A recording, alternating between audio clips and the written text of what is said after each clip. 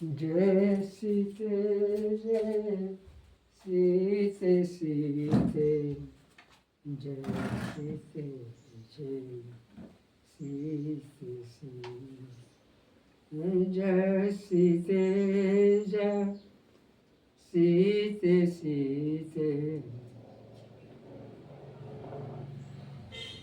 सच्ची पुकार से प्रभु कृपा, सच्ची पुकार से प्रभु कृपा शीर्षक से मैं आपके सामने एक छोटी सी कथा सुना रहा हूँ। बात पुरानी है।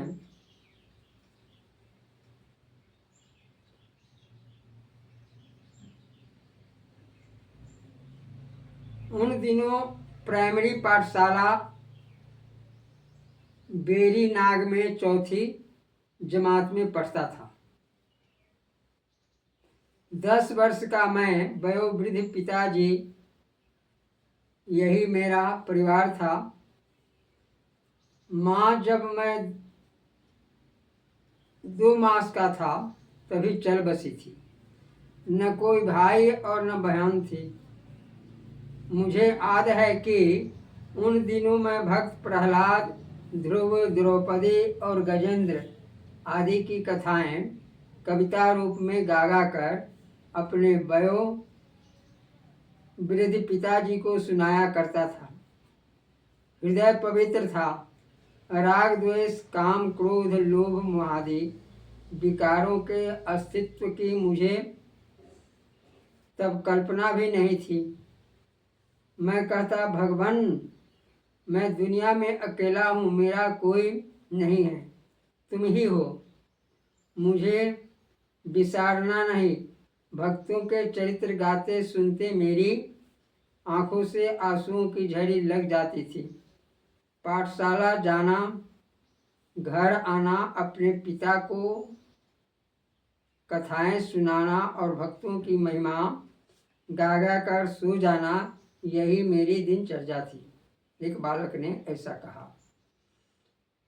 एक दिन जब वह बालक पाठशाला में था, मेरे एक चचेरे भाई ने पाठशाला में आकर मुझसे कहा, गुरुजी से छुट्टी ले लो और जल्दी घर चलो। तुम्हारे पिताजी को खेत में एक विषधर सर्प ने काट लिया है, पर अब तबीयत ठीक है, घबराना नहीं। मेरे ऊपर मानो पहाड़ टूट पड़ा। मैंने छुट्टी ली और चला। मेरा बालक हृदय किसी अज्ञात आशंका से कांप उठा। मैं भली भांति जानता था कि जब सर्प काटता है मौत निश्चित होती है, और समझता था कि जिसकी मौत आती है उसको सर्प काटता है। मेरी अंतरात्मा रो उठी और मैं फूट फूट कर रोते हुए घर चला आया।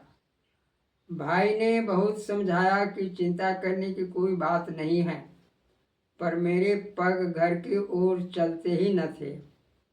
किसी प्रकार घर पहुंचा। पिताजी की हालत देखते ही कराह उठा।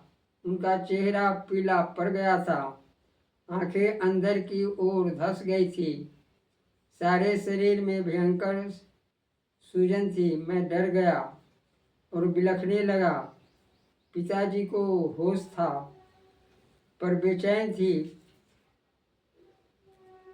उन्होंने कहा, बेटा, अब मैं क्षणों का मेहमान हूँ, भगवान तेरे सहायक हैं, रो मत। सायंकाल हुआ। सभी अपने अपने घरों की ओर चल दिए। मेरे चचेरे भाई ने कहा, देख, इन्हें नींद ना आने देना, जब सोने लगे जगा देना। मैं अभी भोजन करके आ जाऊंगा। और वे भी चले गए। पिताजी के सामने अकेला मैं बैठा अपनी किस्मत की निष्ठुरता पर कराह उठा। सामने भगवान श्री कृष्ण का चित्र हंस रहा था। मैंने कहा, मेरे प्रभु, और रो उठा, आप मेरे हैं, मेरी माँ कब आई और चल दी, इसका मुझे ज्ञान तक नहीं। न कोई साथी और न कोई अपना। एक थे अस्थि पंजर बूढ़े पिताजी, ये भी आज मुझे छोड़कर जा रहे हैं। मैं अभागा इनकी सेवा भी न कर सका। प्रभो मेरे पिताजी को बचाओ, मेरी रक्षा करो। आप आशुतोष भगवान शंकर के सखा हैं। भगवान शंकर का एक गण सर्प मेरे पिताजी को काट गया है।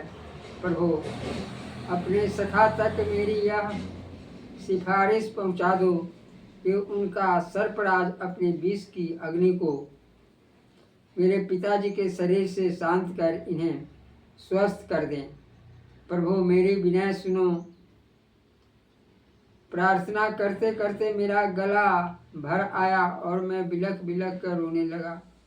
इतने में मैंने देखा एक भयंकर सर्प आकर मेरे पिता के हाथ पर डंक मारकर अंतर ध्यान हो गया। मेरा रोना सुनकर पास पड़ोस के सभी लोग आ गए और मेरे चचेरे भाई भी तब तक पहुंच गए। उन्होंने देखा कि मेरे पिताजी को नींद आ गई। वे कांप उठे। उन्होंने कहा सर्वनाश हो गया है। मुझे अपनी सुध न थी। भाई ने कांपते हुए पिताजी को हिलाया।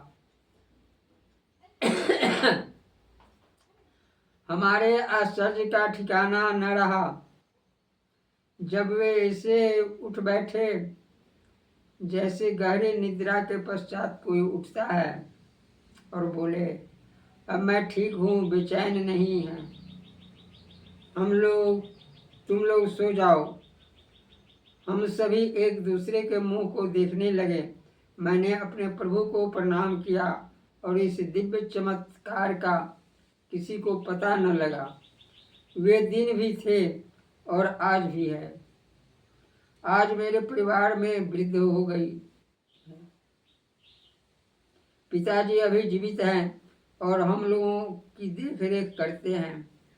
आज भी मैं प्रार्थना करता हूँ, प्रातः सायं भजन गाता हूँ। पर उन दिनों में और आज में आकाश पाताल का अंतर है। आज हृदय में काम है, क्रोध की भयंकर अग्नि है और राग द्वेष से हृदय का कोना कोना भर गया है और न मालूम क्या क्या है। आज की मेरी प्रार्थना हृदय से नहीं पर केवल मुंह से होती है। भगवान अब मेरे अपने नहीं प्रत्युत पराये हो गए हैं। मैं आज अपनी बीवी बच्चों को ही अपना समझने लगता हूँ। इसी स्थिति में भगवान मेरी सुने। यह मेरी केवल कोरी कल्पना है। मुझे निश्चय है और सुलह हो आने निश्चय है कि प्रभु के कानों तक वही पुकार पहुंच सकती है जो सच्चे निष्कपट हृदय से अंतरात्मा से निकलती है और वह पहुंचती है अवश्य, भले ही हम उस पुकार को स्वार्थ से करें अथवा परमार्थ बुद्धि से। इससे हमारा ही संबंध है, भगवान का नहीं। वे सुनते हैं और सुनेंगे। बस विश्वासी सुनाने वालों की आवश्यकता है। अब मेरे कर्म ऐसे नहीं हैं कि प्रभु किसी से भी मेरी सिफारिश कर सके। जय श्री सीते।